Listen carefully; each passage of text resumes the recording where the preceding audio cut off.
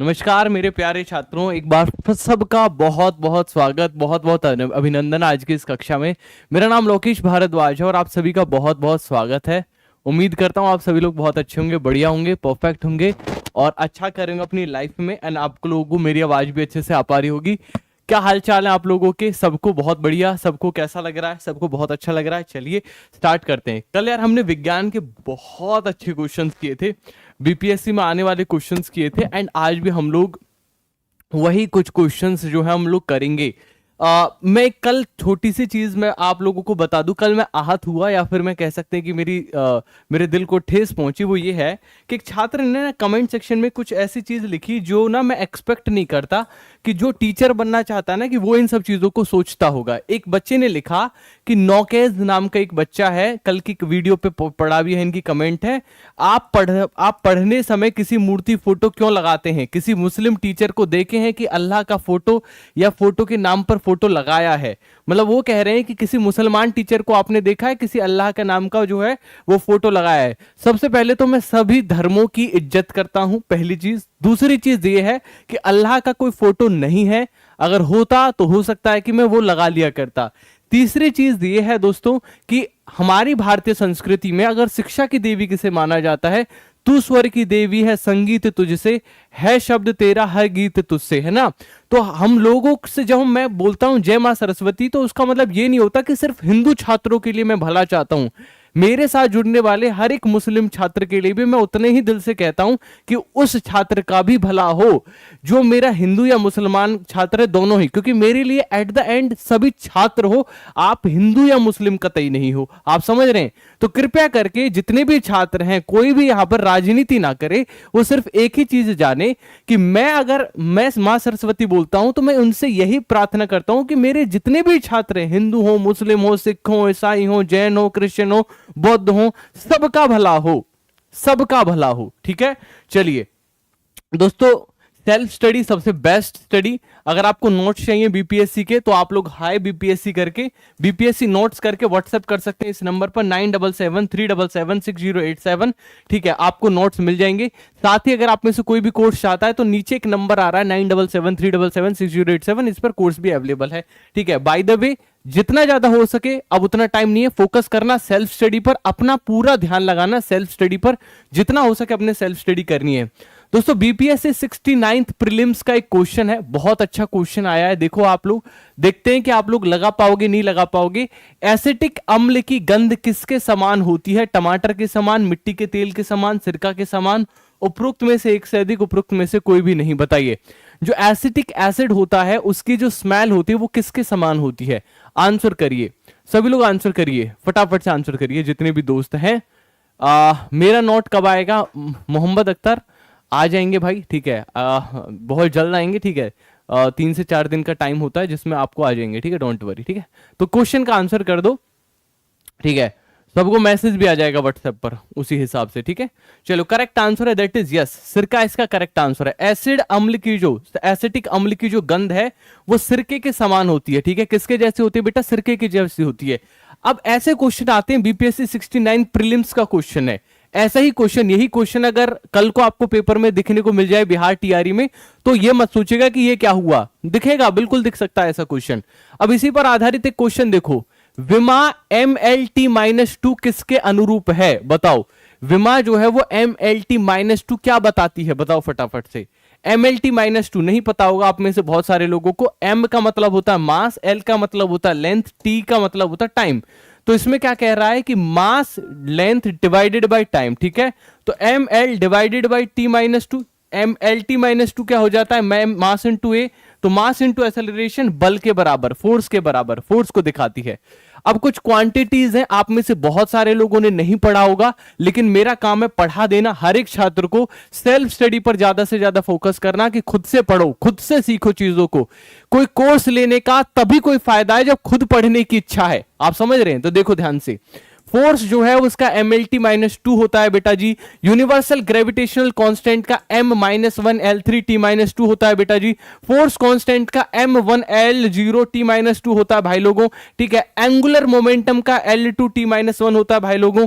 Coefficient of viscosity ml-1t-1 होता है बहनजियों, ठीक है। और प्रेशर का m1l-1t-2 होता है। यकीन मानिए इन 6 के 6 में से एक कोई सा आप लोगों से पूछा जाएगा पेपर में। याद रहेगा तो लिखेंगे हां सर बिल्कुल याद रहेगा। सभी लोग लिखेंगे कमेंट सेक्शन में कि बिल्कुल याद रहेगा। झारखंड के जीके की टाइमिंग बिल्कुल एक नई टाइमिंग देनी है दिव्या, ठीक है, बिल्कुल बताऊंगा, ठीक है, डोंट वरी। आप तब तक आप ही ज्वाइन कर लीजिए। थर्म किसका यूनिट है, ठीक है, क्वेश्चन आया हुआ है, बताइए थर्म किसका यूनिट है, बताइए फटाफट से। थर्म ऊष्मा का यूनिट है। किसका यूनिट है दोस्तों?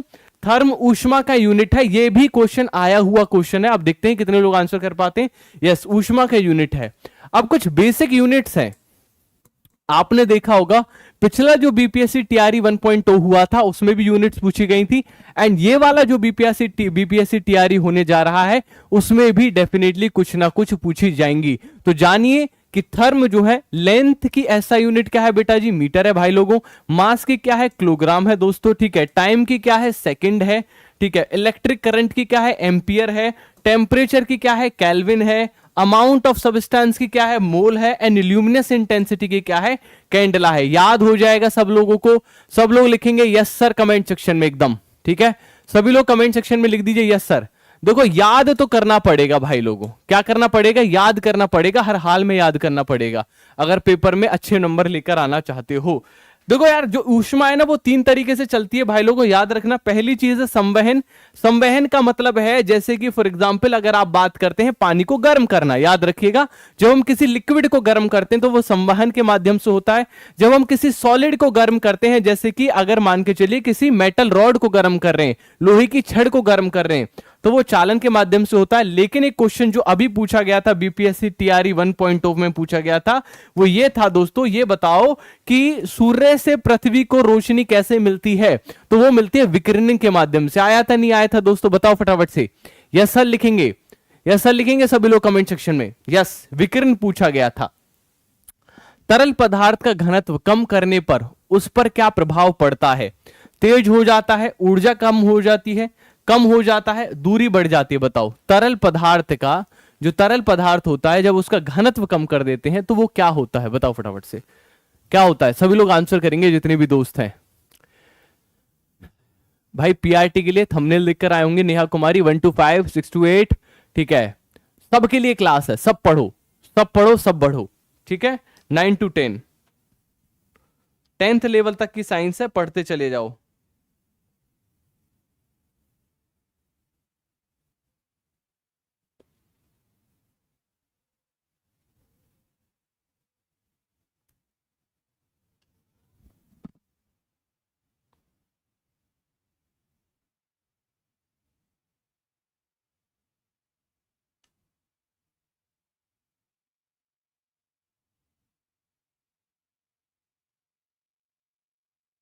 चलिए, तो करेक्ट आंसर है कम हो जाता है, ठीक है। आगे बढ़ते हैं। गर्म होने पर तरल पदार्थ का घनत्व, जैसे तरल पदार्थ का तापमान बढ़ता है घनत्व क्या हो जाता है? कम हो जाता है और मात्रा बढ़ जाती है। द्रव्यमान का आयतन द्रव्यमान के द्वारा विभाजित करके समीकरण है, याद रखिएगा। डेंसिटी होता है मास बाय वॉल्यूम। ये बहुत ही अच्छा फॉर्मूला है जिसे याद रख सकते हो। अगला क्वेश्चन, प्रकाश वर्ष किसका मात्रक होता है? बताओ प्रकाश वर्ष किसका मात्रक होता है? तो प्रकाश वर्ष किसका मात्रक होता है? फटाफट से आंसर करो जितने भी दोस्त हैं।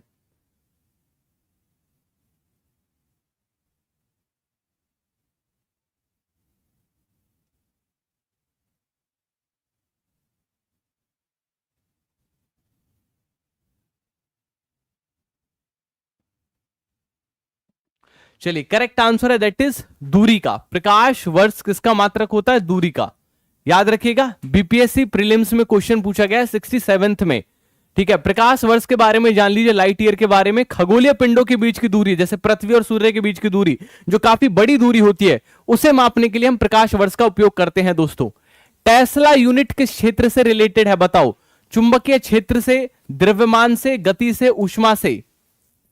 जो टेस्ला है वो किससे रिलेटेड है बताइए फटाफट से। एनआईयूएस वालों का क्या होगा अभिषेक यार, कोई आइडिया नहीं है भाई, अभी कोई अपडेट नहीं आई है एनआईयूएस के लेके। एक तो यार ना पता नहीं क्या है कि सरकार का मतलब फोकस कहाँ रहता है भगवान जाने। जो जरूरी मुद्दे होते हैं जैसे एनआईयूएस का मुद्दा, बीएड वाला मुद्दा, ये सब तो पड़े रहते हैं पेंडिंग में। और कोई राजनेता पकड़ लिया जाए है ना, कोई भी राजनेता, तो तुरंत उसे छुड़वाने के लिए कोर्ट खुल जाती है। पता नहीं क्यों हमें पावर नहीं है, कोई शक्ति नहीं है हमारे अंदर, या फिर हम लोग बिना बात के हम लोग कर रहे हैं ऐसे काम। ठीक है ठीक है, चलो करेक्ट आंसर है दैट इज यस। याद रखिएगा चुंबकीय क्षेत्र से। टेस्ला यूनिट है किस क्षेत्र से संबंधित है, दैट इज चुंबकीय क्षेत्र से।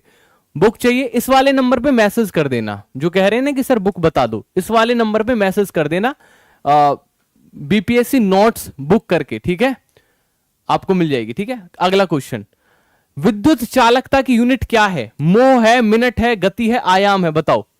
What is the unit of विद्युत चालकता, बताओ फटाफट से।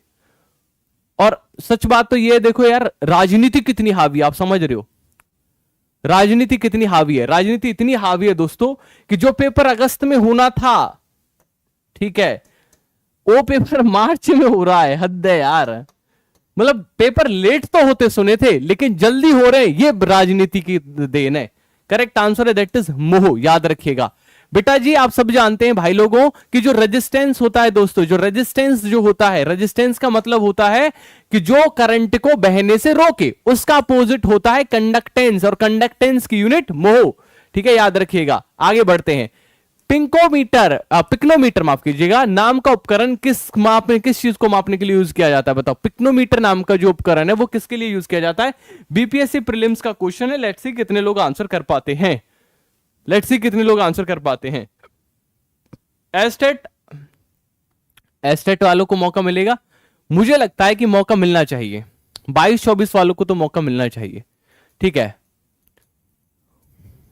ठीक है, इस बार के एस्टेट वालों को मौका मिलना चाहिए। शायद हो सकता है कि उनका एस्टेट का परीक्षा कराने के बाद उनको मौका दिया जाएगा। ठीक है, मिस सृष्टि फ्रॉम इंडिया, सृष्टि काफी पुरानी स्टूडेंट।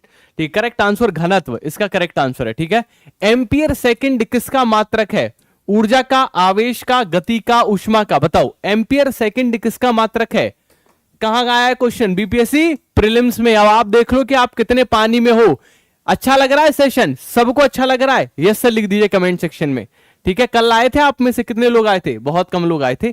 आवेश की मात्रा का देखो यार, एम्पियर सेकंड क्या हुआ, ध्यान से सुनो।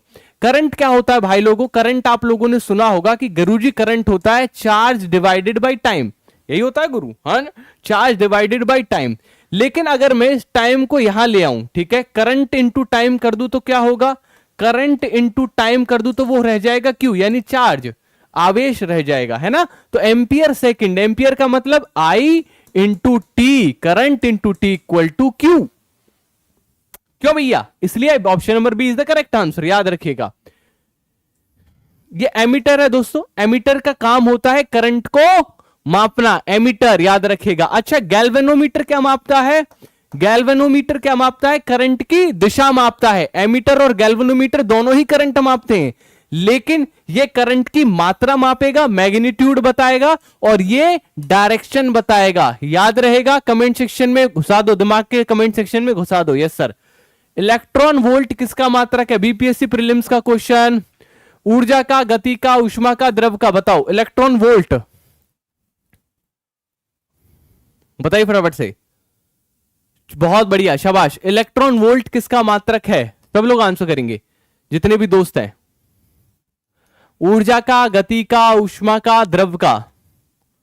इलेक्ट्रॉन वोल्ट किसका मात्रक है? याद रखिएगा, ऊर्जा का। इलेक्ट्रॉन वोल्ट ऊर्जा का मात्रक है। भाई लोगों, रोजाना दोपहर 1:30 बजे क्लास लेनी है तो चैनल को सब्सक्राइब कर लो, और एक टेलीग्राम चैनल बता देता हूं, ठीक है, सीटेट बाय लोकेश सर। इस टेलीग्राम चैनल को ज्वाइन कर लेना, यहां पर नोट्स भी अवेलेबल करा दूंगा जितने भी छात्र हैं। आगे बढ़ते हैं। इलेक्ट्रॉन वोल्ट या विद्युत चिन्ह ईवी जो है वो ऊर्जा की इकाई है, और यह गतिज ऊर्जा का मात्रक है। याद रखिएगा। क्या कारण है कि मेघाच्छन्न रात की अपेक्षा निर्मल रात अधिक ठंडी होती है?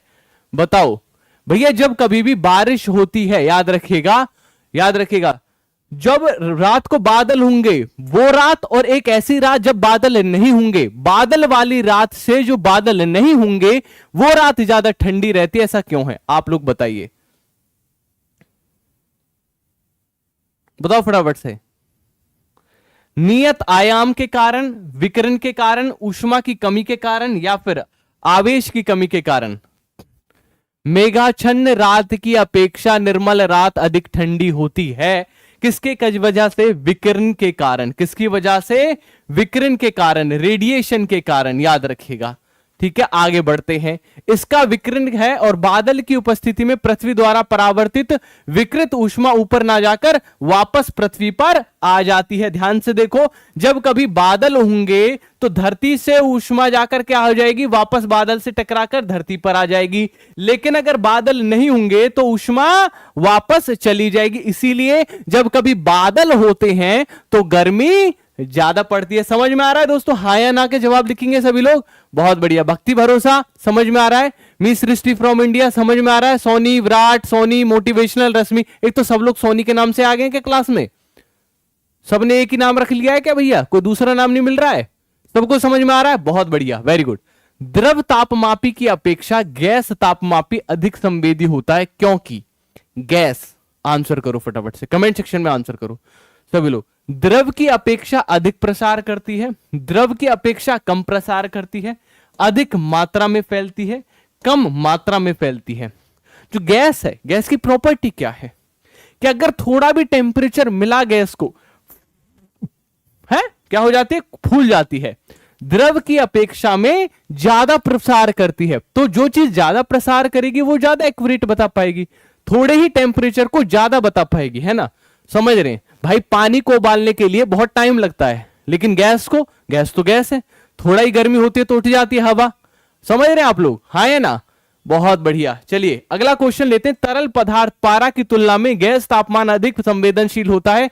इसका तात्पर्य है कि तापमान में समान वृद्धि होने पर तरल पदार्थ अधिक फैलाव होता है।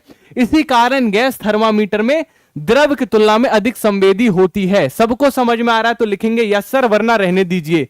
सर्वोत्तम ऊष्मा का सुचालक क्या है? बीपीएससी टीआरई का क्वेश्चन। पारद का, ऊष्मा का, गति का, गोले का? सबसे बढ़िया ऊष्मा का सुचालक क्या होता है बताओ? पारद का, ऊष्मा का, गति का, गोले का? आंसर करो फटाफट से। सर सीटेट का रिजल्ट कब आएगा? हेलो सीबीएसई ऑफिस, हाँ सीटेट का रिजल्ट कब आएगा बताना जरा। अच्छा शांत रहूं, ठीक है। वो कह रहे हैं कि आप हमारे कोई रिश्तेदार हो जो हम आपको बता दें। भैया आ जाएगा, है ना? चलो करेक्ट आंसर है दैट इज पारद का, याद रखिएगा। पारद याद रखिएगा दोस्तों, जो पारा होता है वो ऊष्मा का सुचालक है, पारद का सबसे अच्छा सुचालक होता है। ये कुछ सर्वाधिक कुचालक धातुओं में अगर हमारा आ गया तो मैग्नीज आ गया, और ये हमारी कुछ सुचालक धातुएं आ गई, ठीक है, याद रखिएगा। बीपीएससी प्रीलिम्स का क्वेश्चन ध्यान से सुनो, कितना बढ़िया क्वेश्चन है। ऑटोमोबाइल मोटर कारों में हाइड्रोलिक ब्रेकों का कार्यक्रम कौन सा नियम लागू होता है? अच्छा क्वेश्चन है। जो हाइड्रोलिक ब्रेक होती है उसमें कौन सा नियम लागू होता है जिस वजह से मोटर कारकों में ब्रेक जो है वो अच्छे से लग पाती हैं? सर आपकी वजह से ईवीएस में मेरा 25 नंबर आया है। सल्यूट है आप जैसे लोगों को, ठीक है, सल्यूट है आप जैसे लोगों को। जितने भी छात्र ऐसे हैं जो खुद से पढ़ना चाहते हैं नोट्स ले सकते हैं, ठीक है, नीचे दिया गया जो नंबर उससे नोट्स ले सकते हैं बेसिकली, ठीक है। मैं चाहता हूं कि आप ज्यादा से ज्यादा सेल्फ स्टडी पर ध्यान दें, ठीक है। और आप में से जितने ऐसे छात्र हैं जो बैच की भी हेल्प लेना चाहते हैं कि बैच लें, सोच रहे हैं, ठीक है, कहीं भी पैसा खराब करने का सोच रहे हैं, तो वो पैसा इधर आइए, हमें दीजिए और हम आपको बढ़िया पढ़ाएंगे, ठीक है। नीचे जो नंबर दे रखा है पास्कल का, याद रखिएगा, ठीक है। पास्कल का नियम भैया होता क्या है, ध्यान से सुनो। पास्कल का नियम क्या कहता है? Pressure equal to force divided by area, ठीक है, ध्यान से सुनना भाई लोगों। यहां पर क्या है, ध्यान से देखो, इस तरीके से कर देते हैं, एक पाइप बना लेते हैं, ठीक है, ध्यान से सुनना, ध्यान से सुनना, ठीक है। ये एरिया है छोटा, ठीक है। अगर मैं इस एरिया में, छोटा एरिया है, इस एरिया में थोड़ा सा भी फोर्स लगाऊंगा, एरिया छोटा, फोर्स थोड़ा, तो प्रेशर बहुत ज्यादा। इसी वजह से इतना भारी चीज भी यहां पर उठ जाएगी पानी के प्रेशर से। मैंने थोड़ा सा फोर्स लगाया, इसका प्रेशर यहां पर तुरंत महसूस होगा। यही होता है हाइड्रोलिक ब्रेक्स के अंदर याद रखिएगा, आप देख सकते हैं पास्कल का नियम है, ऑटोमोबाइल में प्रयुक्त द्रव चालक ब्रेक है, इसका प्रत्यक्ष अनुप्रयोग है। पास्कल के सिद्धांत को परिभाषित किया गया, आराम एक संलग्न के दबाव में परिवर्तन बिंदुओं तक पहुंचने के बाहर है, याद रहेगा, बहुत बढ़िया। बस में ड्राइवर के पास लगा दर्पण होता है, उत्तल दर्पण, सामान्य दर्पण, अवतल दर्पण, कैमरा। बताओ, जो बस में ड्राइवर होते हैं ना, जो दोनों देखते हैं, उसमें क्या लिखा रहता है? उसमें लिखा रहता है दोस्तों, उसमें लिखा रहता है, उस बर्तन के सॉरी बस के ड्राइवर के पास में लिखा रहता है, objects in the mirror are closer than they appear. मतलब इस मिरर के अंदर जो ऑब्जेक्ट्स आपको दिख रहे हैं वो क्लोजर हैं जितना आप समझ रहे हो। आप सबके लिए दोस्तों, जितने भी क्लास में लगे हुए छात्र हैं, आज मेहनत कर रहे हैं, मुझे अपने छात्रों को मेहनत करते हुए देखना कैसा लगता है? बहुत अच्छा लगता है। एक बहुत ही जबरदस्त चीज बताऊंगा आप लोगों को, ठीक है? एक क्लास है, सब लोगों को देखनी है वो क्लास, सब देखोगे, फ्री ऑफ कॉस्ट है, कोई पैसे वाली चीज नहीं कर रहा हूं। कोई ये सोचे कि कोर्स नहीं, बिल्कुल नहीं देंगे, ठीक है? जिसको लेना हो वो ले, जिसको नहीं लेना हो ना ले। भाई लोग पढ़ाई करो जितना हो सके, ठीक है? देखो ये वाली क्लास होने जा रही है अभी, तो ये एसएसटी की, ये जीके जीएस की, ठीक है, ये क्लास होने जा रही है। लेकिन जो सबसे बेहतरीन क्लास है वो ये वाली क्लास। अनुपम सर को आप सब जानते होंगे, इस एसएसटी के किंग है, भारतीय राष्ट्रीय आंदोलन की एक क्लास लेकर आ रहे हैं। सभी छात्रों से कहूंगा कि ये वाली क्लास को सब लोग लाइक करके रख लो, ये सारी क्लास लाइक करके रख लेनी, और ये होगा सभी के लिए, संपूर्ण भारतीय राष्ट्रीय आंदोलन। और अनुपम के सर के साथ में मैं भी जुटा हुआ हूं कि किस तरीके से इस क्लास को बहुत अच्छा बनाया जाए। उत्तल दर्पण याद रखिएगा, ठीक है? उत्तल दर्पण, ठीक। आगे बढ़ते हैं। अब देखो ये क्वेश्चन आया था बीपीएससी प्रीलिम्स में, अब देखते हैं कि कौन कौन निपटा पाएगा और कौन कौन फिसल जाएगा। क्वेश्चन देखो, हीरे और ग्रेफाइट के बारे में कौन सा कथन सत्य है? बताओ। उनके पास समान क्रिस्टलीय संरचना है, उनके पास समान डिग्री की कठोरता है, उनकी विद्युत चालकता समान है, उपरोक्त में से एक से अधिक, उपरोक्त में से कोई भी नहीं। दोस्तों बताइए भैया, कल मैंने कितनी डिग्री की बताई थी आपको? हीरे की 10 बताई थी, लेकिन कहीं भी आसपास भी नहीं। ग्रेफाइट दम में टूट जाता थोड़ी देर में, है ना? समान क्रिस्टलीय संरचना बिल्कुल नहीं है। क्रिस्टलीय संरचना अगर हम बात करें तो वो बकमिंस्टर फिलरेंस वाली संरचना होती है, किसकी दोस्तों? किसकी? हीरे की। लेकिन अगर हम बात करें, ठीक है, अगर हम बात करें दोस्तों किसकी, जो है हमारी ठीक है, किसकी बात करें तो जो हमारा बेसिकली क्या है, ग्रेफाइट। ग्रेफाइट हमारा लेयर्ड होता है, ठीक है? विद्युत चालकता बिल्कुल समान नहीं होती, समान डिग्री की कठोरता नहीं होती, इनमें से कोई भी नहीं। ऑप्शन नंबर ई, ऑप्शन नंबर ई, समझ रहे? अब ऐसा क्वेश्चन बीपीएससी प्रीलिम्स में पूछा गया है। अब इसी से रिलेटेड एक क्वेश्चन आप लोग देखो, हीरे की चमक का कारण क्या होता है? आप देखते हैं कितने लोग बता पाएंगे। अब तुम समझ रहे हो, रिलेट करना समझो क्वेश्चंस को, कि एक क्वेश्चन ऐसा है तो उससे रिलेटेड ऐसा क्वेश्चन पूछा जा सकता है। प्रकाश की बाहरी परावर्तन, प्रकाश का आंतरिक परावर्तन, बहुलित आंतरिक परावर्तन, बहुलित बाहरी परावर्तन। जिसको मेरे साथ फ्री में तैयारी करनी है वो मेरे साथ रोजाना 1:30 बजे जुड़ा करे। मैं अपनी कक्षा के दौरान किसी भी बैच का प्रमोशन नहीं करूंगा, आप छात्रों की सेल्फ स्टडी में पूरा योगदान दूंगा। जितने भी दोस्त हैं जिनको सेल्फ स्टडी करनी है, खुद से कुछ करना है, वो मेरे साथ जुड़ा करें दोस्तों, ठीक है? चलिए, बहुत बढ़िया। करेक्ट आंसर क्या है? दैट इज यस, प्रकाश का आंतरिक परावर्तन, total internal reflection of light. क्या होती है जी कुल आंतरिक परावर्तन? बेटा जी, भाई जी, दोस्त जी, मित्र जी, बहन जी, अगर लाइट आई, एक बार हमारे हीरे के अंदर गई, फंस गई, वापस नहीं जा पाई और बार बार टकराई, यही है कुल आंतरिक परावर्तन। याद रखिएगा दोस्तों, ठीक है? याद रखिएगा। अब क्वेश्चन यहां पर आएगा, बीपीएससी एक लेवल ऊपर लेके जाएगी, वो पूछेगी ये बताओ कि जो कुल आंतरिक परावर्तन के लिए जो क्रांतिक कोण है वो कितना होता है? 24.4 डिग्री होता है। किसमें? हीरे के अंदर। याद रखिएगा, याद रहेगा, सभी लोग लिखिए 24.4 डायमंड। बहुत बढ़िया, शाबाश, याद रखिएगा। सर शपथ ले रहे हैं, याद रखिएगा, एग्जाम तक सही का वादा है, वादा है भाई का, आपके का, ठीक है? मैं एग्जाम तक आपका साथ निभाऊंगा, कोई दिक्कत नहीं है। जिस दिन तक एग्जाम नहीं होगा मैं रेगुलर सेशन दूंगा। हाँ, सैटरडे संडे, संडे सैटरडे में से कोई एक दिन छुट्टी जरूर लूंगा, वो छुट्टी मेरी बनती भी है, क्योंकि आप सब लोगों को यार इतनी मेहनत करके पीपीटी बनाता हूं, रेगुलर सप्ताह भर काम करना पॉसिबल नहीं है, लेकिन एक दिन की छुट्टी लेकर आप लोगों को डेफिनेटली हेल्प करता रहूंगा।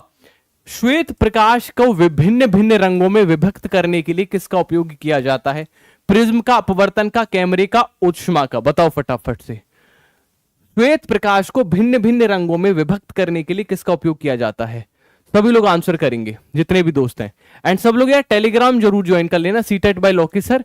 ठीक है, फ्री के नोट्स वगैरह के लिए ना आपको मिलते रहेंगे नोट्स वगैरह, कुछ ना कुछ देता रहूंगा, कुछ ना कुछ मटेरियल देता रहूंगा। सेल्फ गाइडिंग करानी है, सेल्फ स्टडी करानी है, तो थोड़ा आपको बांधना जरूरी है ना, आपको कुछ कुछ देते रहना जरूरी, ताकि पढ़ते रहो आप टाइमली। जैसे कभी पेपर दे दिए कि बेटा ये पेपर लगाओ, बीपीएससी के पेपर दे दिए तुम्हें, है ना, प्रीलिम्स के, कि इसकी जी के जीएस लगा दो, तो तुम लगा देना, समझ रहे हो। जैसे आज मैं पेपर डालने वाला हूं बीपीएससी प्रीलिम्स का, 69th वाला पेपर डालने वाला हूं, तो ये सबको ये 69th पेपर लगाना है। CTET by Lokesh sir Telegram से ले लेना।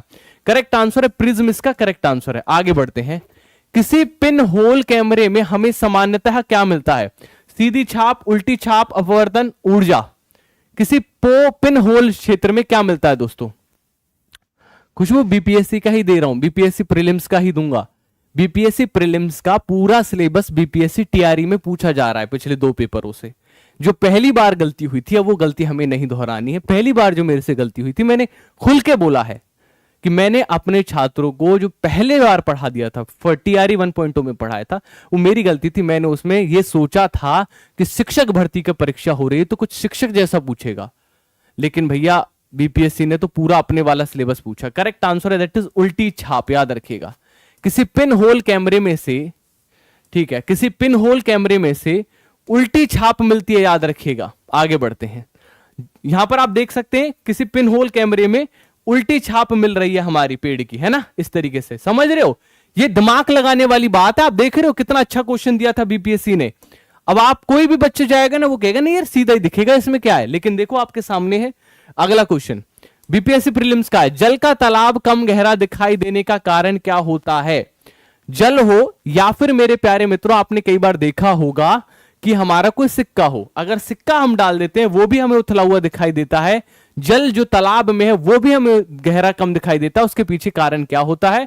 अपवर्तन कारण है, परावर्तन कारण है, प्रिज्म कारण है, सीधी छाप कारण है। बताओ, जल का तालाब का कम गहरा दिखाई देना क्या कारण है मेरे प्यारे मित्रों? अपवर्तन, परावर्तन, प्रिज्म, या फिर मेरे प्यारे मित्रों सीधी छाप इसका कारण है। करेक्ट आंसर है दोस्तों, याद रखिएगा, परावर्तन इसका कारण है। क्या इसका कारण है? जल के तालाब का कम गहरा दिखना, परावर्तन इसका कारण है ना। आप रिफ्रैक्शन इसका कारण है, याद रखिएगा। सॉरी, माफ कीजिएगा, हाँ परावर्तन, अपवर्तन, माफ कीजिएगा, गलत लिखा हुआ है दोस्तों, परावर्तन अपवर्तन गलत लिखा हुआ है। ठीक है, अपवर्तन सही आंसर होगा। ठीक है, अपवर्तन क्या होता है? जब हमारी लाइट आती है, रे ऑफ लाइट आती है और थोड़ा सा रास्ता बदल लेती है, इस वजह से तो उथला हुआ दिखाई देना, सिक्का हमारा थोड़ा ऊपर दिखना, ये अपवर्तन का कारण है। रॉन्ग हो गया, ए आंसर इसका सही रहेगा अपवर्तन। ठीक है, गलत है इसमें। आगे, प्रकाश का वेग सबसे पहले किसमें मापा गया था? न्यूटन में, रोमर में, हॉकिंस, डॉक्टर भाभा। बहुत अच्छा क्वेश्चन है, बीपीएससी ने पूछा है कि जो प्रकाश की गति की जो हम चर्चा करते हैं, ये सबसे पहले किसने मापी थी, किसने बताई थी हमें प्रकाश की गति क्या है? बताओ फटाफट से।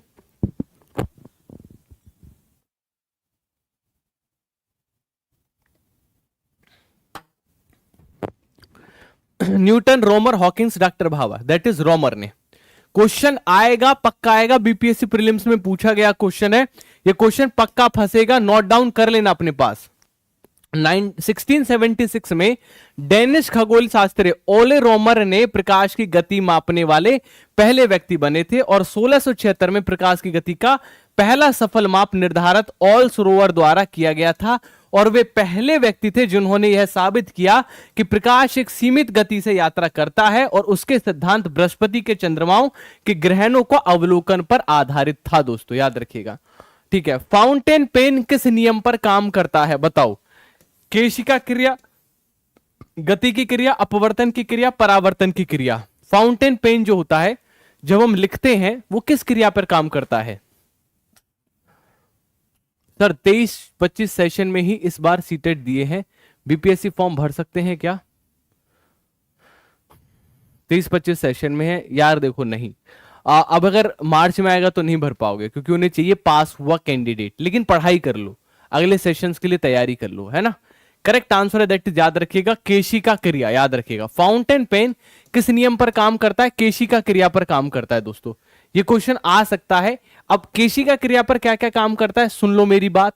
जो पौधे होते हैं ना, पौधों की जड़ें जो होती हैं बेटा, वो पानी जो खींचती हैं, जो जमीन से भाई लोगों पानी खींचती है, वो भी केशिका क्रिया पर ही करती हैं, याद रखिएगा।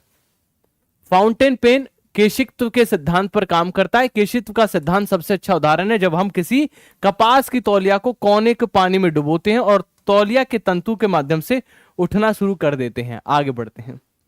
रात के तारे हमें क्यों चमकते हैं? क्वेश्चन अगेन बीपीएससी प्रीलिम्स में अलग अलग तरीके से पूछा गया है।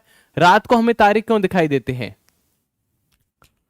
भैया 570 लोगों से एक रिक्वेस्ट करूं, मेरे प्यारे छात्रों, आप सब लोग बहुत अच्छा सपोर्ट दे रहे हैं और मैं आपके सपोर्ट के लिए हमेशा खड़ा रहूंगा। मैं बस इतना चाहता हूं आप लोगों से, जितने भी दोस्त हैं सब लोग यार लाइक का बटन दबा दो, बिकॉज आपकी हर एक लाइक मेरे सेशन को बूस्ट करती है, मेरे को बहुत प्यार देती है और मेरे को हेल्प करती है। ठीक है, करेक्ट आंसर है दैट इज उनके अपवर्तन के कारण, प्रकाश का जो अपवर्तन है उसकी वजह से तारे चमकते हैं। बीपीएससी प्रीलिम्स में पूछा गया क्वेश्चन, रात के समय में आवासीय क्षेत्र का शोर का अनुमानित स्तर क्या है? जो आवासीय स्तर क्षेत्र होते हैं वहां पर हम शोर को क्या कर देते हैं, शोर को एक लिमिट में बांध देते हैं। बताओ वो लिमिट क्या है हमारे शोर की? ठीक है, बताओ फटाफट से। दबा दिया sir, thank you so much यार, थैंक यू भाई। कभी तो होगा, है ना, थैंक यू सो मच। कभी तो होगा, कर दिया लाइक का आपने, ठीक है, थैंक यू सो मच। सबने जिन्होंने भी लाइक की, मेरी बात मानी, बहुत बहुत धन्यवाद दोस्तों।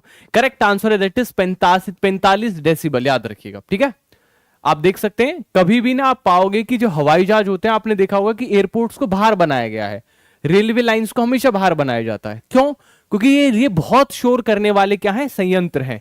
हवाई जहाज हुआ, रेलवे लाइंस हुई, बहुत ज्यादा शोर करती हैं और ऐसी चीजों को हमेशा बाहर बनाया जाता है, सिटी से बाहर, क्षेत्र से बाहर, ताकि शोर थोड़ा क्या हो सके, कम किया जा सके। ठीक है, याद रखिएगा। सूर्य की ऊष्मा पृथ्वी पर कैसे पहुंचती है? तेज गति के द्वारा, विकिरणों के द्वारा, तरंगों के द्वारा या फिर कम गति के द्वारा? बताओ, जो सूर्य की ऊष्मा है वो कैसे पहुंचती है पृथ्वी तक? आंसर करो फटाफट से। जो सूर्य की ऊष्मा है वो पृथ्वी तक कैसे पहुंचती है? आंसर करिए। बहुत बढ़िया, तेज गति, विकिरण, तरंग और कम गति, याद रखिएगा, विकिरण के द्वारा। मैंने ये वाला क्वेश्चन तो देखो टीआरई में भी आ गया है, अब तो पहले प्रीलिम्स में पूछा गया था क्वेश्चन, अब आपके सामने यार क्लियर उदाहरण है। पहले ये क्वेश्चन प्रीलिम्स में पूछ लिया था, अब ये टीआरई में पूछ लिया 1.2 में। मैं फिर बोल रहा हूं, ये टीआरई 3.0 में आपको देखने को मिल जाए तो कोई बुराई मत मानना, कोई ये मत सोचना कि ये क्वेश्चन आएगा नहीं आएगा। ठीक है, याद रखिएगा। आगे बढ़ते हैं। अब देखो क्वेश्चन ये आया भैया आपके सामने, पेपर से निकाल कर लाए। कुछ लोग ना भरोसा कम करते हैं। अब भाई जो देखो सीधी बात है, भरोसा है तभी तो कुछ हो पाएगा। तो आपके सामने बीपीएससी प्रीलिम्स का क्वेश्चन है, देखो ध्यान से क्या कह रहा है। वातावरण मुख्य रूप से किसके द्वारा गर्म होता है? लघु तरंग सौर विकिरण, परावर्तित विकिरण की वजह से, दीर्घ तरंग स्थलीय विकिरण, उपरोक्त में से कोई नहीं, उपरोक्त में से सभी एक से अधिक। बताओ, अब ये पेपर आए बीपीएससी में, ठीक है, बीपीएससी के जो प्रीलिम्स वाले सवाल हैं वही किस में पूछे जा रहे हैं? टीआरई में पूछे जा रहे हैं। तो मैं कौन से क्वेश्चन कराऊं? सबसे बढ़िया क्या रहेगा, मैं आपको प्रीलिम्स के क्वेश्चंस कराऊं।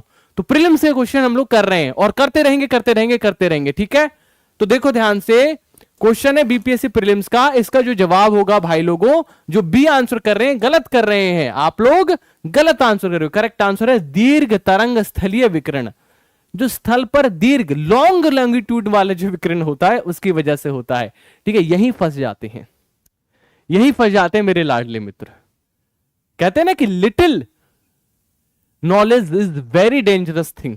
आपको ये तो नॉलेज है कि सौर विकिरण के कारण होता है, लेकिन कौन सी सौर विकिरण? याद रखिएगा, दीर्घ तरंग स्थलीय विकिरण। सब लोग लिखो दीर्घ, है ना, दीर्घ स्थलीय तरंग विकिरण। ठीक है, खा गए गच्चा, अब नहीं खाना है। अच्छी बात है, अगर आप यहां गच्चा खा रहे हो तो क्या बात है, पेपर में गच्चा नहीं खाओगे, सीधी बात है। रोजाना 1:30 बजे क्लास होती है, जो टाइम पूछ रहे हैं ना क्लास की, 1:30 बजे रोजाना इसी चैनल पर होती है, सब लोग सब्सक्राइब कर लो। बीपीएससी प्रीलिम्स का अगला क्वेश्चन, वायुमंडल के ऊपरी भाग में ओजोन परत हमारी रक्षा किससे करती है? अब देखो उसी से रिलेटेड, जैसे वायुमंडल से रिलेटेड क्वेश्चन तो वायुमंडल से रिलेटेड क्वेश्चन करा दिया। बताइए फटाफट से, आंसर करो। विकिरणों से, पराबैंगनी किरणों से, ज्वलन किरणों से, हानिकारक किरणों से? आंसर करो। वातावरण में जो वायुमंडल है उसमें जो ओजोन परत है वो किससे रक्षा करती है हमारी? यस, पराबैंगनी किरणों से, है ना, यूवी रेस से हमें बचाती है, बहुत ज्यादा हमें किससे बचाती है? यूवी रेस से बचाती है। ये भी प्रीलिम्स में पूछा गया क्वेश्चन है। ठीक है, अच्छा एक और क्वेश्चन करो, सोल्व प्रीलिम्स का ही क्वेश्चन है, ध्यान से देखो। क्षोभ मंडल के बारे में कौन सा कथन सही है? यह वायुमंडल की सबसे ऊपरी परत है, इस परत का तापमान ऊंचाई के साथ बढ़ता है, इसकी औसत ऊंचाई 13 किलोमीटर है, उपरोक्त में से एक से अधिक, उपरोक्त में से कोई भी नहीं। आंसर करो। ये भी एक उसी से रिलेटेड क्वेश्चन आ गया। भाई लोगों सब सच सच सच बताना, सच सच बताना, दिल से बताना, हाथ रख के दिल पे। मजा आ रहा है? हाँ या ना में जवाब दे दो कि हाँ सर मजा आ रहा है, अच्छा लग रहा है सेशन। यस सर बोल दो एक बार, ठीक है। इस क्वेश्चन का करेक्ट आंसर हो जाएगा बेटा जी, दैट इज इसकी औसत ऊंचाई 13 किलोमीटर है, याद रखिएगा। औसत ऊंचाई 13 किलोमीटर है, ठीक है। अब इसी से रिलेटेड एक क्वेश्चन जो कि एनसीईआरटी से पूछा गया था, याद रखिएगा, ठीक है। क्लास 9 की एनसीईआरटी से पूछा गया है ये क्वेश्चन और प्रीलिम्स में पूछा गया है।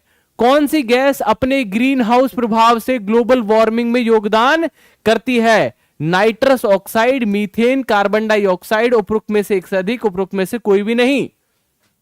बताओ बताओ। अब देखो कितना आसान क्वेश्चन पूछा गया। अब आप कहोगे सर बीपीएससी प्रीलिम्स में ऐसे क्वेश्चन आते हैं, ऐसे ही आते हैं, लेकिन गच्चा खा जाते हो बीच बीच में, ठीक है, समझ रहे हैं? चलो करेक्ट आंसर है that is yes, all of the above, ठीक है।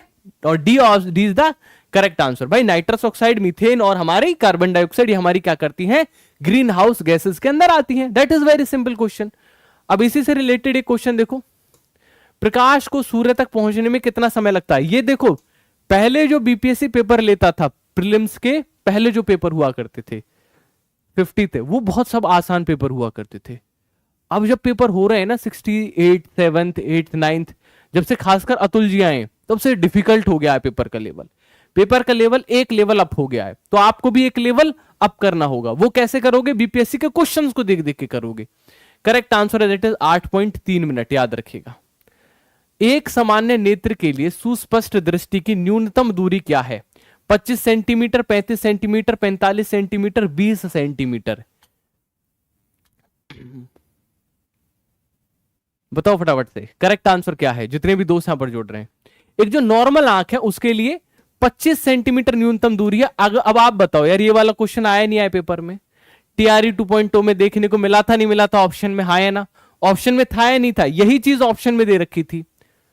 5 ऑप्शन वाले में ये एक चीज सही थी, बताओ ये ऑप्शन में दे रखी थी कि इनमें से कौन सी मनुष्य के नेत्र के बारे में सही बात है। 25 सेंटीमीटर वाला एक ऑप्शन आया हुआ है, जाके चेक करो पेपर टीआरई 2.0। डायरेक्ट नहीं आएगा तो इस तरीके से पूछेगा, लेकिन फैक्ट याद रखने अपने को पेपर में, ठीक है। अब आप देखो ये बीपीएससी प्रीलिम्स में पूछा गया था सीधा क्वेश्चन, इसी को एक फैक्ट में डाल दिया, ऑप्शन में डाल दिया, ठीक है। चलिए आगे बढ़ते हैं। लैंप की बत्ती में तेल किसके कारण ऊपर उठता है? केशिकीय ऊर्जा, दबाव, कोशिकीय घटना के कारण।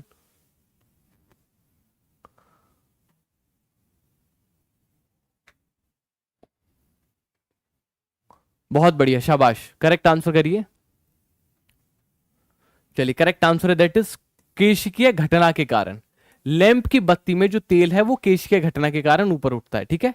निकट दृष्टि दोष में मायोपिया को किस लेंस का उपयोग करके ठीक किया जा सकता है? उत्तल लेंस, अवतल लेंस, कठोर लेंस, सामान्य लेंस।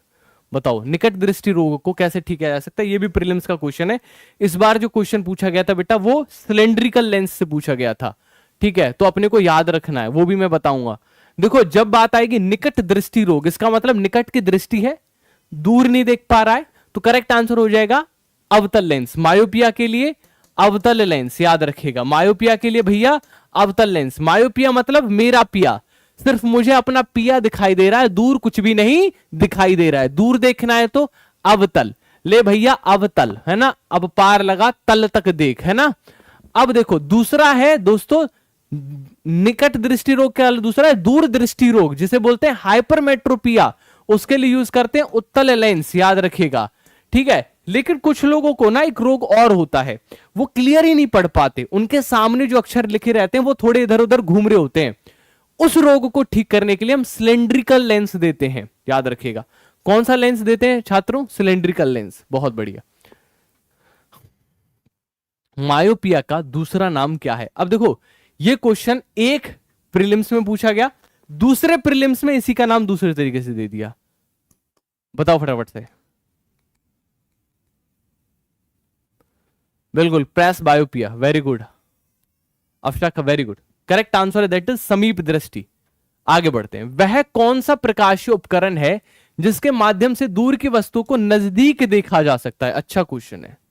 कौन सा ऐसा लेंस है जिससे आप बहुत दूर की चीजों को नजदीक लाके देख सकते हो, अपने नजदीक देख सकते हो? बताओ फटाफट से।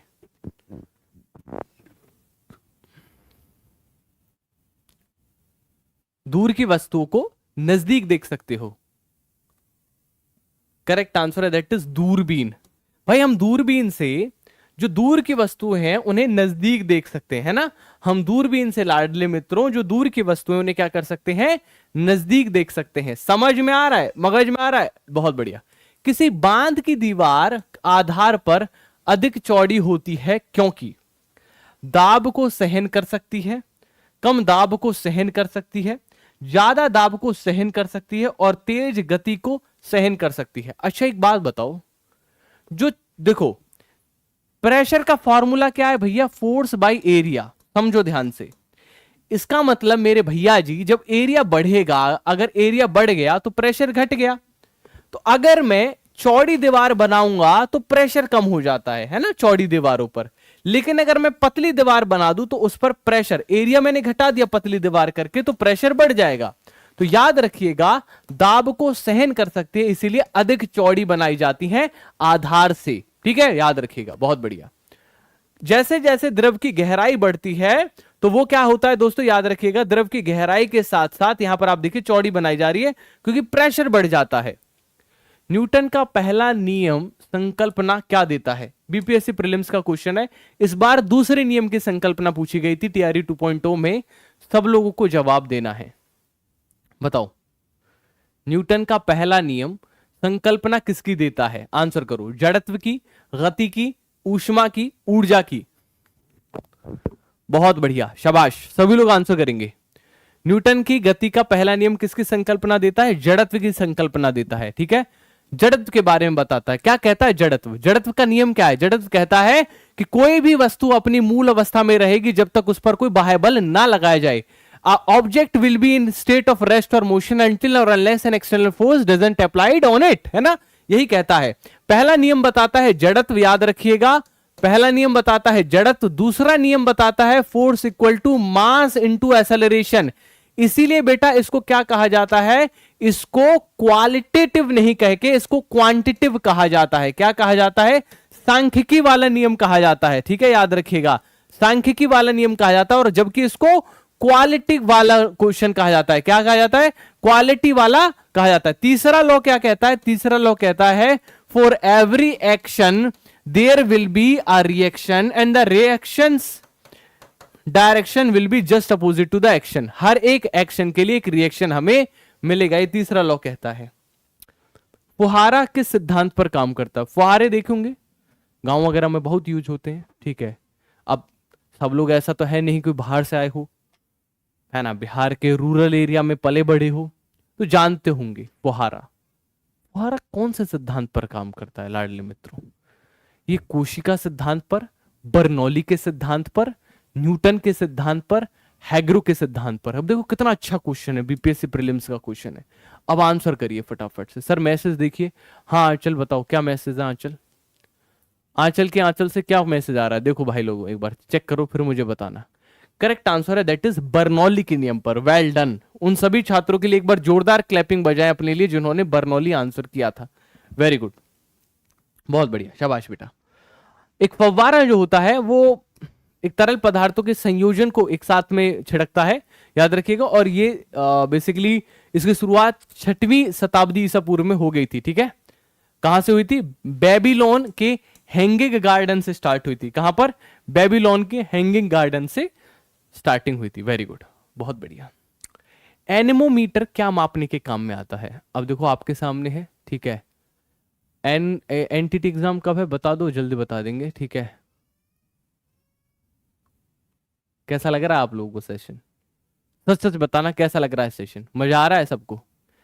एक बार मैं सभी छात्रों से और रिक्वेस्ट करूंगा कि भाई लोगों कोई लाइक करना अगर भूल गया है सेशन को तो कृपया लाइक करें। और जो रिकॉर्डिंग देख रहे हैं ना बाद में कमेंट नहीं आते हैं आप लोगों के, कमेंट किया करो, सबके सब रिप्लाई किया करो।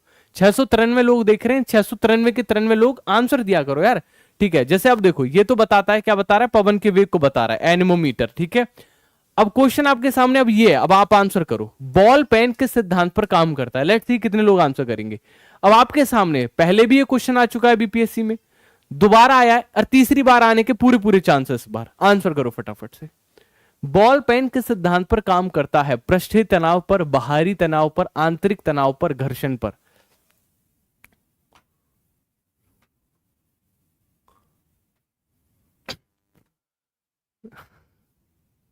बहुत बढ़िया, अभी भी सिर्फ 400 लोगों ने आंसर लिखा है। 600 के 600 लोग आंसर लिखो कमेंट सेक्शन में, बताओ पढ़ाया हुआ है करेक्ट आंसर पृष्ठीय तनाव पर। बॉल पेन जो है वो सरफेस टेंशन पर काम करता है, याद रखिएगा। किस पर, सरफेस टेंशन पर। ठीक है, यहां पर आप देख सकते हैं बॉल पेन का जो अगला हिस्सा जब आप पेन पर रखते हो, तो जब आप उसे पेपर पे रखते हो तो वो सरफेस टेंशन के प्रिंसिपल के कारण उससे स्याही बाहर आ जाती है। पानी से निकलने वाले शेविंग ब्रश के बाल आपस में चिपक जाते हैं, इसका कारण क्या। अगेन अच्छा क्वेश्चन है यार, जो बीपीएससी ने पूछा है। मैं कहूंगा बीपीएससी बहुत अच्छे क्वेश्चंस पूछता है। बताओ फटाफट से, बताओ फटाफट से। जो शेविंग का ब्रश होता है, जब हम उसे ऐसे झाड़ देते हैं, उसके सारे बाल चिपक जाते हैं आपस में। ऐसा क्यों होता है बताओ। आंतरिक तनाव के कारण, पृष्ठीय तनाव के कारण, घर्षण के कारण, बाहरी तनाव के कारण। आंसर करो फटाफट से। जो बाल हैं सारे के सारे उसके क्यों चिपक जा रहे हैं, याद रखिएगा, पृष्ठीय तनाव के कारण, सरफेस टेंशन के कारण जो बाल हैं सारे के सारे वो क्या हो जाते हैं भाई लोगों, वो चिपक जाते हैं। ठीक है, आगे बढ़ते हैं। तड़ित किसके द्वारा उत्पन्न होती है, विद्युत विसर्जन के कारण, कोणीय संवेग के कारण, संवेग के कारण, शक्ति के वेग से। जो तड़ित है, बिजली है, वो किस वजह से हमें देखने को मिलती है बताओ। विद्युत विसर्जन के कारण, कोणीय संवेग के कारण, संवेग के कारण, शक्ति के वेग से हमें देखने को मिलती है तड़ित। जो बिजली कड़कती है वो किस वजह से देखने को मिलती है हमें। बहुत बढ़िया, करेक्ट आंसर है दैट इज विद्युत विसर्जन की वजह से हमें देखने को मिलती है तड़ित। ठीक है, आप देखिए यहां पर किस तरीके से बिजली गिरती है। ठीक है, याद रखिएगा विद्युत विसर्जन की वजह से देखने को मिलती है। कमेंट सेक्शन में लिख दीजिए विद्युत विसर्जन। क्वेश्चन नंबर 38, सबसे पहले ग्रह गति नियम का किसने किया था। निरूपण होगा ये। ठीक है, आधा रह गया है, बताओ। ग्रह गति नियम सबसे पहले किसने दिया था। सर आप कौन सी बुक से पढ़ा रहे हैं। कुछ नोट्स है मेरे पास बीपीएससी के, ठीक है, मैं उनसे पढ़ा रहा हूं। आपको भी अगर वो नोट्स चाहिए तो नीचे एक नंबर दे रखा है 9773776087। ठीक है, आप बेसिकली वहां पर कॉल करके आप भी मंगा सकते हैं। ठीक है, चलिए करेक्ट आंसर दीजिए। दैट इज जॉन्स कैपलर, याद रखिएगा। सबसे पहले ग्रह गति का नियम जॉन्स कैपलर ने दिया था। कैपलर का पहला नियम क्या है। कैपलर का पहला नियम है कि इस नियम के हिसाब से जब सूर्य ग्रह से दूर होता है तो धीरे धीरे गति करेगा, और जब सूर्य के नजदीक रहेगा ग्रह तो तेज गति करेगा। जब पृथ्वी सूर्य से दूर रहती है तो स्लो मूव करती है, और जब नजदीक रहती है तो थोड़ा फास्ट मूव करती है, याद रखिएगा। वायुयान खड़े लूप में हवाई करतब दिखा सकता है, बताओ। वायुयान ऐसे खड़ा कैसे हो सकता है, बताओ फटाफट से। चलिए आंसर करिए। सर आपका बैच कैसे ज्वाइन करेंगे। संध्या एक बात बताओ, फ्री में पढ़ने में कोई दिक्कत आ रही है क्या। दिक्कत आ रही है क्या। बैच बेटा तब लेना, एक चीज मतलब दिमाग में बैठा लो, मैं बैच तब लूंगी जब उस बैच को पूरा देख पाऊं। अब है कि हम भी तंग है, मैं सच बता दूं तो। बैच में छात्र आते तो हैं, पूरा पढ़ते नहीं है, आधा अधूरा पढ़ के जाते हैं, फिर कहते हैं कि इनके बैच से सिलेक्शन नहीं हुआ। तो मैं उनको ही कहूंगा बैच लेने की जो पूरा पढ़ सकते हैं, और जो पूरा नहीं पढ़ सकते मैं उन सबसे कहना चाहूंगा कि भैया आपको बैच खरीदने की कतई जरूरत नहीं है, आप वैसे ही पढ़ियो, फ्री में पढ़ो। ठीक है, समझ गए। चलो करेक्ट आंसर है अभिकेंद्र बल के कारण वायुयान खड़े हो जाते हैं, अभिकेंद्र बल के कारण। ठीक है, याद रखिएगा। यहां पर आप देखिए, आपने देखा होगा हवाई जहाज उल्टे घूमने लगते हैं, है ना, ऐसे देखो उल्टे हो जाते हैं। क्यों हो जाते हैं, अभिकेंद्र बल के कारण। ठीक है, क्योंकि हमेशा इन पर एक बल लग रहा होता है जो इनको सेंटर की ओर खींच रहा होता है। कहां की ओर, सेंटर की ओर खींच रहा होता है, याद रखिएगा। रॉकेट की गति पर कौन सा संरक्षण सिद्धांत लागू होता है। 40वां क्वेश्चन है, आंसर करिए, बताओ फटाफट से।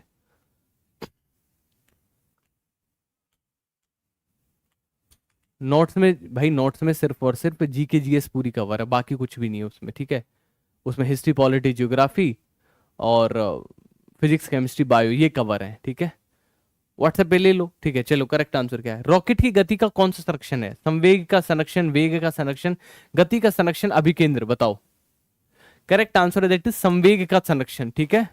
रॉकेट की गति पर कौन सा सिद्धांत लागू होता है? संवेग का संरक्षण लागू होता है। निम्नलिखित में से कौन सा एक अदिश राशि का उदाहरण है? द्रव्यमान, तापमान, विस्थापन, विद्युत धारा। इस टेलीग्राम चैनल से भी ले सकते हो, ठीक है। सीटेड बाय लोकेश सर, ठीक है। चलो करेक्ट आंसर करो। करेक्ट आंसर है दैट इज यस, द्रव्यमान, तापमान और याद रखिएगा विद्युत धारा, ठीक। अदिश राशि के उदाहरण कौन से? द्रव्यमान, तापमान और विद्युत धारा। आगे बढ़ते हैं। प्रकाश वर्ष किसकी इकाई है? समय की, धारा की, दूरी की, प्रकाश की। प्रकाश वर्ष किसकी इकाई है बताओ? प्रकाश वर्ष जो है वो किसकी इकाई है?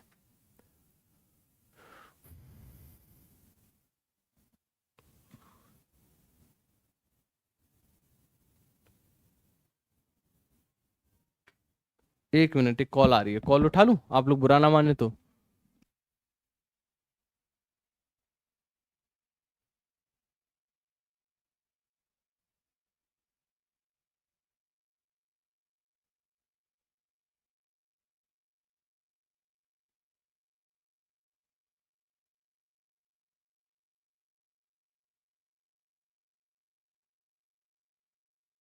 ओके, करेक्ट आंसर क्या है इसका? दैट इज दूरी, याद रखिएगा। प्रकाश वर्ष किसकी इकाई है? दूरी की इकाई है। क्वेश्चन नंबर 43, निम्नलिखित में से कौन सा कथन सही है बताओ? पारसेक दूरी मापने की सबसे बड़ी इकाई है। पारसेक का मान 3.808 इंटू 10 की पावर 16 मीटर के बराबर होता है, बताओ। केवल एक, केवल दो, एक और दो, इनमें से कोई भी नहीं, बताओ कौन सा कथन सही है? Which of the following is correct?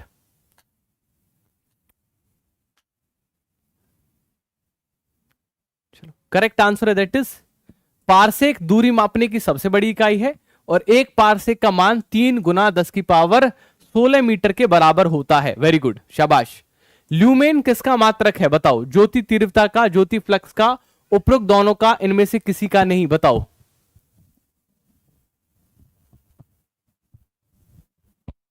Lumen किसका मात्रक है? ल्यूमेन, ल्यूमेन किसकी इकाई है?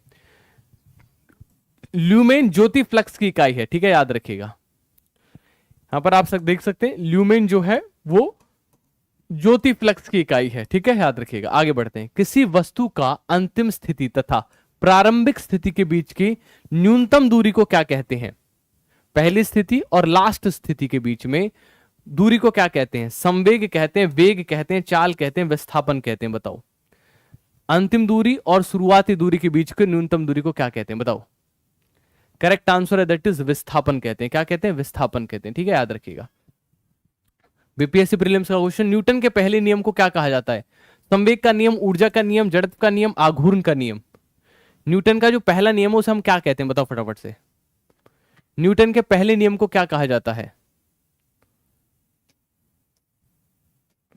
बहुत बढ़िया, शाबाश भाई लोगों। जड़त्व का नियम कहते हैं न्यूटन के पहले नियम को। हम क्या कहते हैं भाई लोगों? जड़त्व का नियम कहते हैं। क्वेश्चन दोबारा क्यों आ रहा है? अच्छा, एक ही क्वेश्चन यार, गलती से टाइप कर दिया था, ठीक है। किसी पिंड के उस गुणधर्म को क्या कहते हैं जिसमें वह सीधी रेखा में विराम या गतिमान गति को किसी भी परावर्तन का विरोध करती है? आंसर करिए फटाफट से। इसको हम जड़त्व कहते हैं, गतिहीनता कहते हैं, कुल भार कहते हैं, अक्रियता कहते हैं, ठीक है, बहुत बढ़िया। सर आप साइंस इंग्लिश में ही पढ़ाते हैं क्या? इंग्लिश में नहीं पढ़ाते क्या? एक्चुअली पढ़ाने को तो इंग्लिश में पढ़ा दूंगा, मैंने तो इंग्लिश मीडियम में पढ़ी है। पर प्रॉब्लम इज दैट कि जो बिहार में ज्यादातर छात्र हैं, भाई लोगों आप बताओ किस भाषा में पढ़ना है आपको? हिंदी और इंग्लिश। अब आपको अभी पता चल जाएगा मैम, ठीक है, मैं क्यों हिंदी में पढ़ा रहा हूं, ठीक है। जस्ट बिकॉज क्योंकि बिहार, देखो छात्रों को देखना पड़ता है ना यार, मैं छात्र सेंटर्ड होना चाहता हूं, ठीक है, याद रखिएगा। बाइलिंगुअल इसलिए नहीं कर सकता क्योंकि इतना एरिया तो ऑलरेडी क्वेश्चन ने खा लिया, इतने एरिया में कहां से टाइप कर दूंगा मैं दूसरा हिंदी। आगे बढ़ते हैं। यदि किसी चलती हुई वस्तु का वेग 2 गुना कर दिया जाए तो उसका भार 2 गुना हो जाएगा, गतिज ऊर्जा 4 गुना हो जाएगी, त्वरण 2 गुना हो जाएगी और गतिज ऊर्जा को 2 गुना हो जाता है, बताओ। यदि चलती हुई वस्तु का वेग 2 गुना कर दिया जाए तो उसका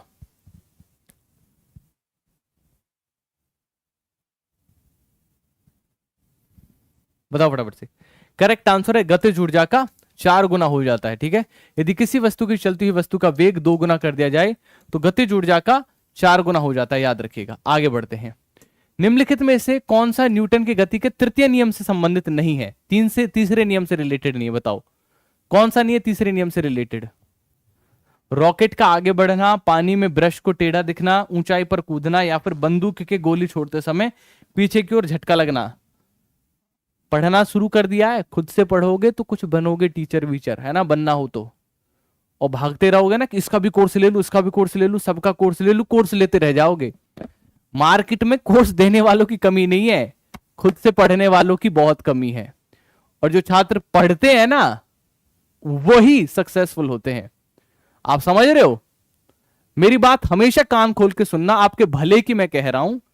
5 जगह घूमने की कोई जरूरत नहीं है, इधर उधर हम जो है घूमने की बिल्कुल भी जरूरत नहीं है। पढ़ाई करने की जरूरत है, खुद बैठकर आंखें फोड़ने की जरूरत है खुद। ये सबसे ज्यादा जरूरी है, सेल्फ स्टडी। क्या सबसे ज्यादा जरूरी है? Self study. याद रखिएगा मेरी बात, जितना जल्दी समझ जाओगे उतना जल्दी फायदे में आ जाओगे, और जितना भागोगे किसी के पीछे तो दिक्कत होगी। पानी में ब्रश का टेढ़ा दिखाई देना, ठीक है, याद रखिएगा। ठीक है, चलिए आगे बढ़ते हैं। थर्म किसकी यूनिटी है? शक्ति की, प्रकाश की, ऊष्मा की, दूरी का? बताओ थर्म किसकी यूनिट है? बताया था मैंने, ऊष्मा की। अच्छा, कुछ क्वेश्चंस हो जाएं जीके के। जीके के कुछ क्वेश्चंस करोगे तो ये भारतीय राष्ट्रीय आंदोलन की तो क्लास करवाई दी आप लोगों के लिए, ठीक है, जबरदस्त क्लास होगी भारतीय राष्ट्रीय आंदोलन की।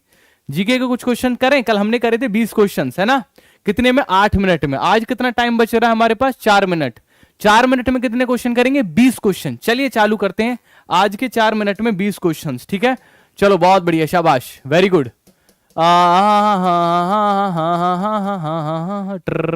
20 क्वेश्चन हो चुके हैं, हमें लेना है 21वें क्वेश्चन से। तो पहला क्वेश्चन आपके कंप्यूटर स्क्रीन पर, ठीक है, आपके कंप्यूटर स्क्रीन पर ये रहा। चलिए, विश्व स्वास्थ्य संगठन के अनुसार एक नगर के लिए सुरक्षित ध्वनि प्रदूषण स्तर कितना होता है? नगर के लिए, शहर के लिए, बताओ फाइल भाई लोगों। That is 45 degree decibel. आ चुका है बीपीएससी में क्वेश्चन। दूसरा क्वेश्चन देखो ध्यान से, सबसे अधिक नगरीकृत महाद्वीप कहां पर है? अफ्रीका में, ऑस्ट्रेलिया में, उत्तरी अमेरिका में, यूरोप में? सबसे अधिक नगरीकृत महाद्वीप कहां पर है दोस्तों? बताओ, नगरीकृत महाद्वीप याद रखिएगा यूरोप में है, ठीक है। आगे बढ़ते हैं। निम्न में से किसकी कुल जनसंख्या भारत की नगरीय जनसंख्या से अधिक है? कुल नगरीय जनसंख्या भारत की से अधिक है, बताओ। इंडोनेशिया, ब्राजील, रूस, संयुक्त अमेरिका? ये कहां? वर्ल्ड मैप से चल रहा है, वर्ल्ड से जो क्वेश्चंस आते हैं। करेक्ट आंसर संयुक्त राज्य अमेरिका की। आगे बढ़ते हैं। संसार में सबसे अधिक नगरीकृत देश कौन सा है? सबसे अधिक नगरीकृत? Japan, Germany, Israel, Singapore? बताओ फटाफट से कमेंट सेक्शन में। करेक्ट आंसर आएगा आपका सिंगापुर, वेरी गुड। अगला क्वेश्चन, दिन और रात कहां बराबर होते हैं? विषुवत रेखा पर, ध्रुवों पर, अंटार्कटिका पर, प्राइम मेरिडियन पर? बताओ फटाफट से। सबसे अधिक दिन और रात कहां पर बराबर होते हैं? आंसर करिए फटाफट से कमेंट सेक्शन में। याद रखिएगा विषुवत रेखा पर। अगला क्वेश्चन, इनमें से कौन सा देश भारत के साथ सबसे अधिक लंबी स्थलीय सीमा बनाता है? स्थलीय सीमा सबसे लंबी, बताओ कौन सा देश बनाता है फटाफट से। चीन, पाकिस्तान, बांग्लादेश, नेपाल?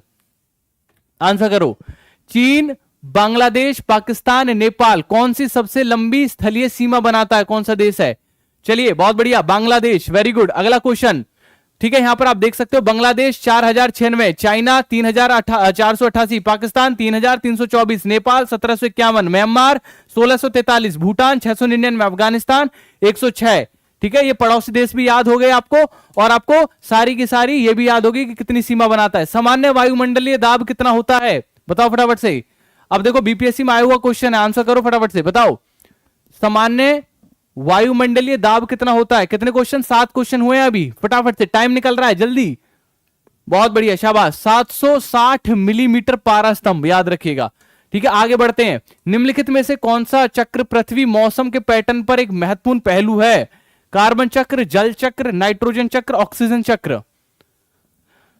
ठीक है, बहुत बढ़िया, जल चक्र, वेरी गुड। अगला क्वेश्चन, समय निकल रहा है बहुत फास्ट, वेरी गुड। इनमें से दिए गए विकल्पों में जल चक्र के बारे में कौन सा गलत कथन है? पिछली बार बीपीएससी में क्वेश्चन पूछा था टीआरई में, जल चक्र का गलत क्वेश्चन, और ऐसे लंबे लंबे क्वेश्चंस आते हैं, आंसर करो। जल चक्र में वाष्पीकरण से बादलों का निर्माण होता है, जल चक्र में वाष्प केवल वाष्प उत्सर्जन करते हैं। बर्फ का पिघलना जल चक्र का एक भाग है और जल में वाष्पीकरण के लिए सूर्य का प्रकाश उत्तरदायी है। भैया एक बात बताओ मुझे, जल वाष्प केवल वाष्प उत्सर्जन के माध्यम से वायुमंडल में आती है? गलत बात है भैया, ट्रांसपिरेशन के माध्यम से भी आती है, पौधे जो छोड़ते हैं उस माध्यम से भी आती है, याद रखिएगा। राज्यसभा का सदस्य बनने के लिए आवश्यक न्यूनतम आयु कितनी है? आंसर करो कमेंट सेक्शन में, फटाफट से आंसर करो, देखता हूं तुम्हारी जीके कैसी है। 8 सेकंड, बहुत बढ़िया। करेक्ट आंसर 30 वर्ष, याद रखिएगा, राज्यसभा में 30 वर्ष। अगला क्वेश्चन, मृत्यु दंड के मामले को क्षमा देने का अधिकार किसे है? बताओ, मृत्यु दंड के मामले को अगर किसी को क्षमा दे सकता है कोई, तो कौन दे सकता है? प्रधानमंत्री, मुख्य न्यायाधीश, राष्ट्रपति, भारत के महान्यायवादी? बताओ, करेक्ट आंसर दैट इज राष्ट्रपति जी दे सकते हैं। ठीक है, राष्ट्रपति जी जाएं तो वो क्या कर सकते हैं, किसी की मृत्यु दंड अगर किसी को मिला तो उस पर दया खा सकते हैं, याद रखिएगा। अनुच्छेद 72 देता है राष्ट्रपति को अपराध के लिए दोषी ठहराए गए किसी व्यक्ति की सजा को माफ करना, राहत देना या फिर सजा को कम करने का पूरा अधिकार देता है, याद रखिएगा। ठीक है, आगे बढ़ते हैं। इसी को क्या बोला गया है? राष्ट्रपति की क्षमादान शक्ति बोला गया है। प्रत्येक 2 वर्ष के बाद राज्यसभा के कितने सदस्यगण सेवानिवृत्त हो जाते हैं? कितने सदस्य सेवानिवृत्त हो जाते हैं हर 2 वर्ष के बाद? 1/4, 1/2, 1/3, 1/5? भाई आपको पता है ना, राज्यसभा 6 वर्ष चलती है, 2-2 के साल के किस पे चलती है? फेर पे चलती है, और हर बार 1/3 जो है वो क्या हो जाएंगे? सेवा निवृत्त हो जाएंगे। Very good. यहां पर आप देख सकते हैं 245 सीट है, द्विवार्षिक उपचुनाव होता है और एक स्थायी सदन है जहां पर भंग नहीं होता, याद रखिएगा। राज्यसभा कभी भी भंग नहीं होती, याद रखिएगा। और 2 वर्ष के बाद राज्यसभा के 1/3 सदस्य सेवानिवृत्त हो जाते हैं और पूर्णकालिक अवधि के लिए निर्वाचित सदस्य 6 वर्षों की अवधि के लिए कार्य करता है। Very good. भारत का कौन सा राष्ट्रपति निर्विरोध निर्वाचित किया गया था? निर्विरोध का मतलब क्या होता है कि विपक्ष और पक्ष दोनों ने कहा कि भैया निर्वाचित करो, कोई दिक्कत नहीं, और वो थे हमारे, याद रखिएगा, एन संजीव रेड्डी। जैसे कि आप लोगों के दोस्तों एपीजे अब्दुल कलाम को भी निर्विरोध ही निर्वाचित किया गया था। अगर मैं सही हूं तो लिखिएगा सही है। ठीक है, चलिए आगे बढ़ते हैं। उपराष्ट्रपति को अपना कार्यकाल समाप्त होने पर अपने पद से हटाने का अधिकार निम्नलिखित में से किसके पास है? बताओ, उपराष्ट्रपति को कार्यकाल समाप्त होने के बाद पद से हटाने का, चलिए करेक्ट आंसर है दैट इज राज्यसभा, इसका करेक्ट आंसर है, याद रखिएगा। उपराष्ट्रपति को राज्यसभा के एक संकल्प के पद के द्वारा हटाया जा सकता है। एक राज्य के तत्कालीन सदस्य को बहुमत पारित, याद रखिएगा, बहुमत पारित किया गया हो और लोकसभा में जो है सहमति उसे मिले। भारतीय संविधान के किस अनुच्छेद के तहत उपराष्ट्रपति का चुनाव होता है? अच्छा क्वेश्चन है, बहुत बढ़िया। बताओ, भारतीय संविधान के कौन सा अनुच्छेद के तहत जो है वो उपराष्ट्रपति का चुनाव होता है? आंसर करो। करेक्ट आंसर अनुच्छेद 66 के द्वारा, है ना, याद रखिएगा। भारतीय में उपराष्ट्रपति के लिए प्रावधान क्या क्या है? देखो ध्यान से, उपराष्ट्रपति का कार्यकाल पूरा हो जाने के 60 दिनों के अंदर अंदर चुनाव होगा। अनुच्छेद 63 देश में होगा एक राष्ट्रपति, ये कहता है। अनुच्छेद 64 क्या कहता है? राज्य परिषद का पदेन अध्यक्ष होगा। और क्या कहता है अनुच्छेद 65? किसी वजह से यदि राष्ट्रपति पद खाली है तो नई नियुक्ति तक उपराष्ट्रपति ही उसका कार्यभार को संभालेंगे। ये बात याद रखिएगा बेटा जी, याद रहेगी? यस से लिखो कमेंट सेक्शन में। भारत के पहले राष्ट्रपति कौन थे? डॉक्टर जाकिर हुसैन, राधा एस कृष्ण, वीवी गिरी या बीडी जत्ती? जितनी पावर सेल्फ स्टडी में है ना, खुद से पढ़ने में है, उतनी पावर किसी भी चीज में कतई नहीं है, याद रखिएगा। अपनी सेल्फ स्टडी की पावर को पहचानो और मेहनत कर डालो, याद रखिएगा। करेक्ट आंसर है डॉक्टर एस राधा कृष्णन, याद रखिएगा। राज्यसभा में मनोनीत सदस्यों की कुल संख्या कितनी है? 17 है, 15 है, 19 है, 12 है? याद रखिए दैट इज 12, याद रखिएगा 12 है दोस्तों। ठीक है, राज्यसभा में अधिकाधिक 250 सदस्य होंगे, 238 सदस्य राज्य तथा संघ शासित क्षेत्रों से और 12 सदस्यों को राष्ट्रपति के द्वारा नामांकित किया जाएगा, याद रखिएगा। कौन सा मौलिक अधिकार अल्पसंख्यकों के हितों की संरक्षण की बात करता है? कौन सा ऐसा मौलिक अधिकार है जो अल्पसंख्यकों के बारे में बात करता है? याद रखिएगा दैट इज सांस्कृतिक और शैक्षणिक अधिकार, है ना। हर किसी को शैक्षणिक और सांस्कृतिक अधिकार मिले, इस बारे में बात करता है, याद रखिएगा। अनुच्छेद कौन सा प्रावधानों के तहत लोकसभा और राज्यसभा की संयुक्त बैठक को राष्ट्रपति के द्वारा बुलाया जा सकता है? अभी बात की गई थी हमने, और अभी देखो कल जब इंटरिम बजट आया, आज तो आज तो इंटरिम बजट है, लेकिन कल का जो सेशन था उसमें दोनों पक्ष साथ में बैठे थे। और याद रखिएगा ये अनुच्छेद 108 के तहत प्रावधान किया गया है कि कभी दोनों सदनों को साथ बैठाया जाए, लोकसभा और राज्यसभा को कभी साथ बैठाया जाए तो बैठा सकते हैं, याद रखिएगा, है ना। आगे, आर्द्रता किसके द्वारा मापी जाती है? आर्द्रता किसके द्वारा मापी जाती है? याद रखिएगा, हाइग्रोमीटर के द्वारा मापी जाती है। दोस्तों इस वाले टेलीग्राम चैनल को ज्वाइन कर लीजिए, यहीं पर आपको क्लासेस के लिंक मिलेंगे, कुछ अगर मुझे फ्री नोट्स देने होंगे वो मिलेंगे, ठीक है। तो और बाकी के अगर आप लोग देखो नोट्स लेना चाहते हैं, या फिर अगर मैं बात करूं आप लोग बैच में जुड़ना चाहते हैं, तो यहां पर आप देख सकते हैं, तो वो नंबर भी मैंने दे रखा है, ठीक है। अगर किसी को भाई ये है कि नहीं मेरे को तो सर बैच चाहिए ही चाहिए, ठीक है, मैं तो किसी ना किसी का तो लूंगा ही, तो आप इस नंबर पे कॉल कर सकते हैं, ठीक है। तो फिर हमारा बैच लीजिए अगर आपको किसी ना किसी का लेना ही है। बाकी सबसे ज्यादा पावर है सेल्फ स्टडी में, खुद से पढ़ने में, खुद को आगे इनहेंस करने में, तो अपना सेल्फ स्टडी पर भी ध्यान दीजिए। बीएसएस स्टेट के एग्जामिनेशन की अश्मिता आनंद अभी कोई अपडेट नहीं है, वेबसाइट भी 2 दिन से नहीं चल रही है। मैं जब तक वेबसाइट पर कोई अपडेशन नहीं देख पाऊंगा तब तक मैं आपको नहीं बता पाऊंगा, उसके लिए मैं क्षमा याचना माफी चाहता हूं, ठीक है। बहुत बहुत धन्यवाद। कैसा लगा सेशन दोस्तों? आप लोग हो तो भरोसा है, रोजाना 1:30 बजे आप लोग को आना है, ठीक है। और जिनका भी आज बर्थडे है, हैप्पी बर्थडे टू एवरीवन, ठीक है। और जो भी पढ़ना चाहते हैं रेगुलर आप लोग, तो रोजाना 1:30 बजे आइए। कल भी 1:30 बजे हमारी जो है क्लास होगी। और क्लास की जो कह रहे हैं कि क्लास किस बुक से हो रही है, कहां से हो रही है, तो वो आप नीचे जो नंबर है उस पर कॉल करके पूछ सकते हैं, बता देंगे आपको, ठीक है। Don't worry. Thank you so much, bye bye, take care, thank you everyone. फिर मिलते हैं आप लोगों से, तब तक के लिए धन्यवाद, bye bye, take care, thank you everyone, ठीक है। अच्छे से पढ़िए, थैंक यू। कल 1:30 बजे सब लोगों को आना है, 1:30 PM।